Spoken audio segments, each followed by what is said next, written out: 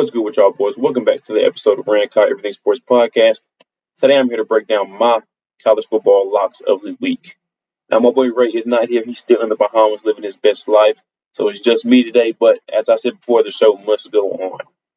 Now, since I do have a little bit extra time, I'm going to break down my bets from last week. I went 3-1 last week, a great week. I'm coming off back-to-back 3-1 week. So that brings me up to 12, 10, and 2 for the season. So over 500 in the positive, so love to see that from me.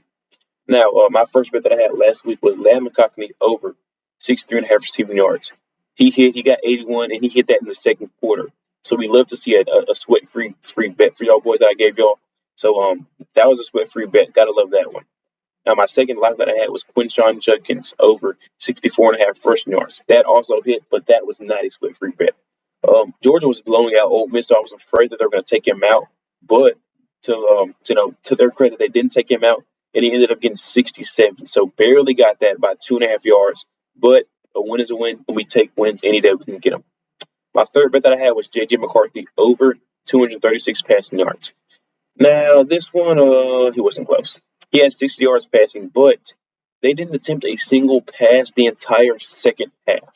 Yes, you heard me right. The entire second half, they did not attempt a single pass.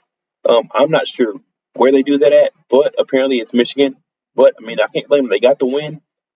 They proved that they can, pound the ball with Blake Corum. They're a pretty good running back, so more power to them. But they did help me out in the long run because I did have for my fourth and final bet, I had Michigan -4, and that, of course, hit. I love Michigan going into that game, and I feel just as confident about them after that game. So I love what I saw from them. A great week of betting for me, but we're looking to make it 4-0 this week to get even better. Now, for my first lock of the week, of this week, first lock, let's turn up.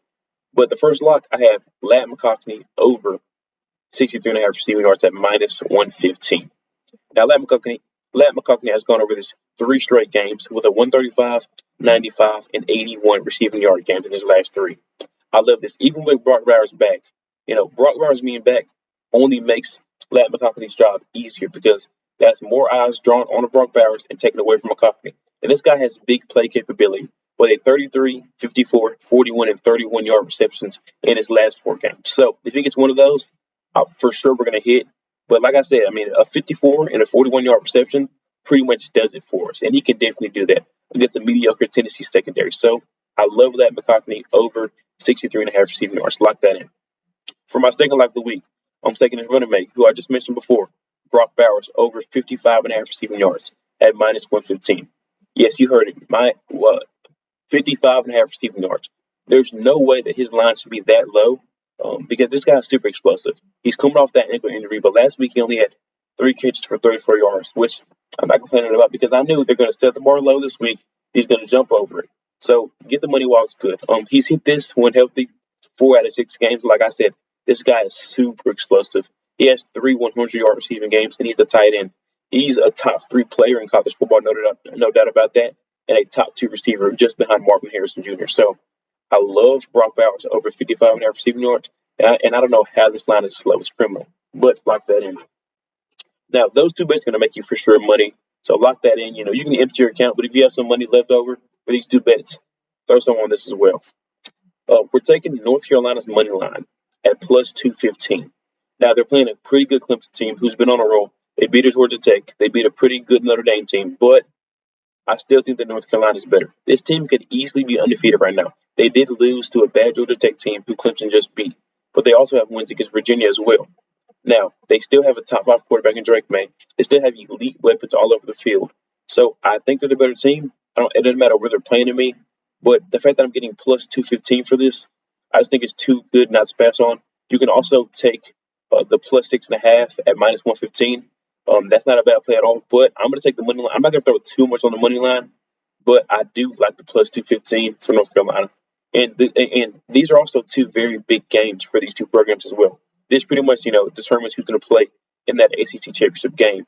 I understand that Louisville is right now the front runner for that, but if Louisville trips and stumbles, one of these 2 teams could sneak in. But North Carolina does have the better odds to do so, so I think this is the bigger game for them. Now, for my fourth and final lock of the week, I'm taking Washington versus Oregon State to go over 62.5 total points scored at -105. Now, these two teams can really put up some points, but Washington defense is absolutely terrible. Their last three games, they're allowing 28, 42, and 33 points their last two games on defense. I mean, that's really bad. And Oregon State can put up points. Their last five games, they put up 62, 52, 36, 26, and 27. So I think if these two teams just average what they average for the season, I mean, this no doubt going to hit. And I think Oregon State's going to put up about 35 points probably. And I think Washington will put up easily 35 to 40 as well. This is going to be a shootout. This is the biggest game of the weekend besides the Georgia-Tennessee game. So it's a night game. The crowd's going to be electric. And both teams need this victory. So I expect there to be some jitters. I expect there to be some big plays and a lot of scoring. So I love Washington versus Oregon State to go over 62.5 total points. Now, those are my locks for the week. I appreciate y'all watching. As always, tune in next time, baby.